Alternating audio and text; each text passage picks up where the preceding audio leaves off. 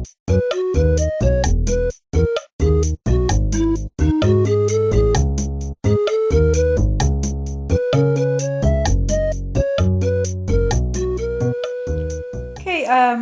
we did the split back stitch as a filler, and I do have one other kind of filling stitch, and that is probably what most people call the satin stitch.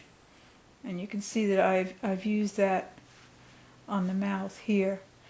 I actually tend to call that the wrap because it's a kind of an overcast back stitch type of motion, and you're actually wrapping a line or a space between two lines, or maybe even the edge of something. I use it for a lot for that too. So I've just drawn, I usually work with two lines, and I'm doing the mouth here, so I've drawn sort of a donut shape. And all I do is come up on the inside of the line and then go back down on the outside. But I use my thumbnail to work against, to keep myself coming up in the right spot. You can just sort of put your fingernail on the line there, and that'll guide you on where to come back up. I think I'm twisted here. Might want to hold the thread out of the way if you need to. When you're doing this kind of stitch, you're twisting your thread, so you're going to get that kind of curling motion, and your thread is going to tangle a little bit. So every once in a while you might want to untangle it.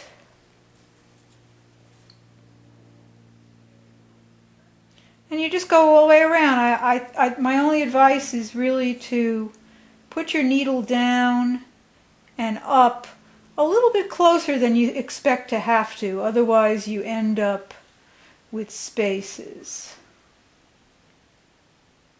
Now this is a slow stitch, but it gives you a nice raised, shiny kind of surface. And it's fine as long as the space you're filling isn't too wide.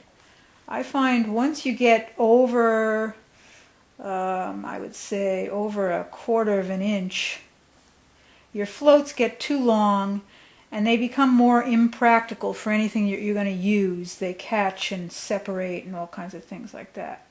If you put your stitches very close together, you don't really need any kind of padding. I find that, a lot of people tell you to take some stitches underneath there, but really if you make them close enough, smash them down, you get a nice smooth surface. Now I've used this stitch on this one already. I've done her mouth with this stitch, and there are some spaces, and what I want to say is if you don't do it perfect the first time, you can come back with another needle and fill that in. I mean, you don't have to worry about being perfect the first go around. And I've also used it for these points here. I've drawn the points first and then gone back and wrapped over the drawing just to cover up where I have drawn. And the other thing that's really handy is to remember that actually, you're not necessarily done with what you're doing just because you did that stitch. I mean, I like to go back and with that single thread, I like to do an outline on almost everything. You'd be amazed at how much detail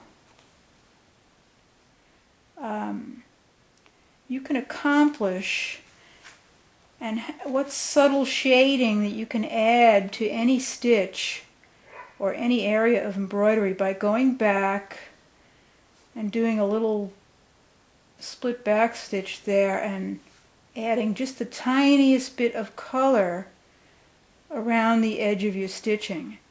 And you can do this in the same color that you did here just to clean up the edge, or you can do something slightly darker to give it a shadow, or you can even do it more than once and actually fade one motif into the background really nicely by doing maybe a dark and then a little bit lighter and a little bit lighter.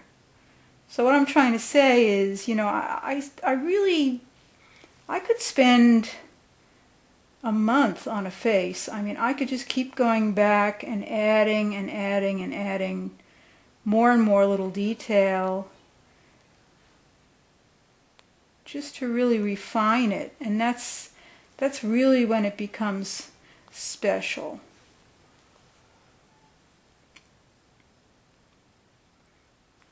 So I really think that that helps make this a lot more shadowed and detailed.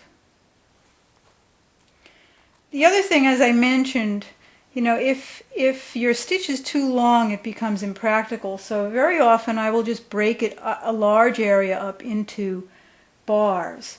And I have done a little work here on this one.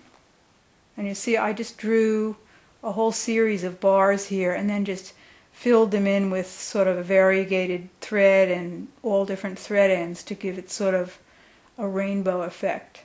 But I love the texture that gives.